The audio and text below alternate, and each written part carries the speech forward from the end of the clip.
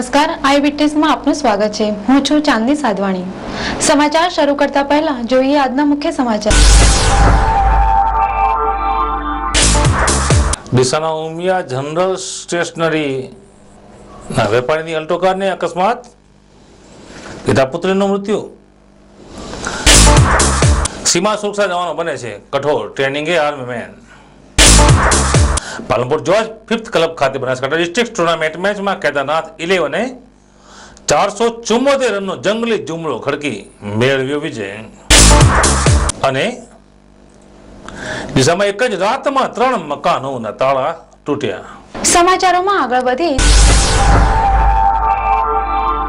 ડીસામાં Umiya cutlery તરીકેની firm ધરાવતા લબ્ધ પ્રતિષ્ઠિત વેપારી જયંતિભાઈ ત્રિભુવનભાઈ પટેલ અને તેમની દીકરી હિરલબેન જયંતિભાઈ પટેલ ઉંમર વર્ષ 22 સામાજિક પ્રસંગે તેમના સાઢુના ઘેર સિદ્ધપુર તરફ તેમની અલ્ટો ગાડી લઈ જઈ રહ્યા હતા।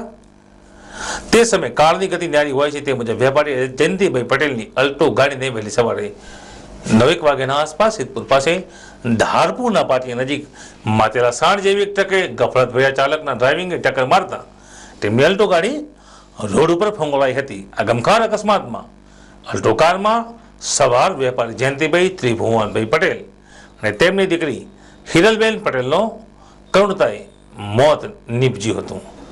આ અકસ્માતથી સમગ્ર પટેલ સમાજમાં ઘેરા શોકની લાગણી છવાઈ હતી। આ મામલે સિદ્ધપુર પોલીસે અકસ્માતથી મોતનો ગુનો દાખલ કરીને વધુ તપાસ હાથ ધરેલ છે।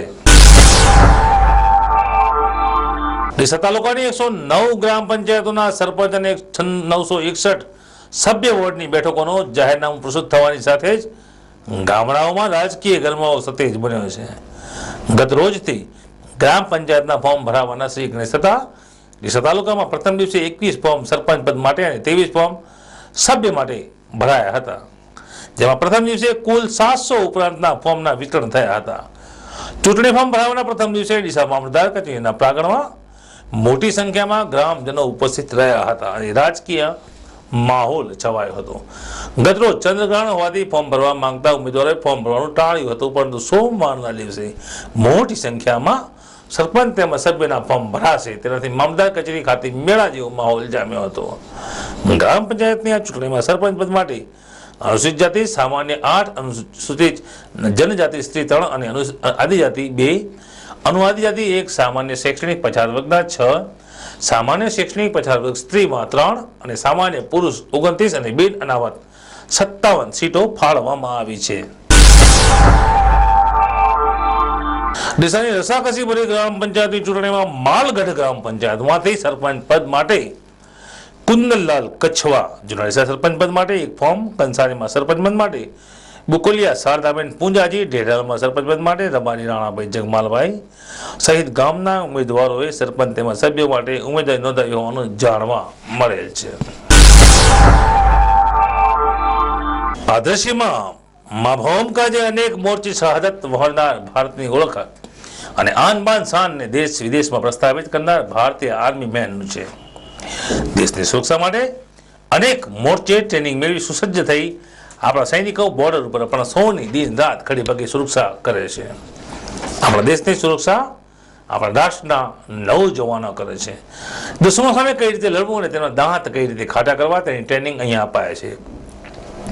નદીમાં પુલ બાંધવા, ખીણો ઉપર દોરડા બાંધીને લટકીને ખીણ કઈ રીતે પાર કરવી તેની સખતમાં સખત ટ્રેનિંગ અહીં અપાય છે। આવી જ એક ટ્રેનિંગ માઉન્ટ આબુ ખાતે નખી તળાવની પાછળ હારતારા પોઈન્ટ આગળ અમારા કેમેરામેને જોઈ આ દ્રશ્ય ઝડપ્યું હતું। આ ટ્રેનિંગમાં સૈનિકો દોરડા ઉપર લટકીને સૌ કઈ રીતે ખીણ પર પાર કરે છે તે દ્રશ્ય જોઈ દર્શકોના જીવ તાળવે ચોંટી ગયા હતા। જોકે આ ટ્રેનિંગ સૈનિકોને પૂર્ણ રીતે સુસજ્જ અને કાબિલ સૈનિક બનાવવાની એક કવાયત જ કહી શકાય, જે મજબૂત તમામ એરફોર્સ ડિપાર્ટમેન્ટમાં આ ટ્રેનિંગો ફરજિયાત કરવી પડતી હોય છે। આ ટ્રેનિંગ પૂરી કરી સૈનિક ગણ દુશ્મનો સામે ટક્કર લઈ શકે છે। દેશ માટે શહાદત વહોરનાર આવા સૈનિકોને એક દેશવાસી તરીકે આપણા સૌના લાખ લાખ સલામ। સમાચારમાં સમય છે એક વિરામનો। જોતા રહો આઈ વિટનેસ।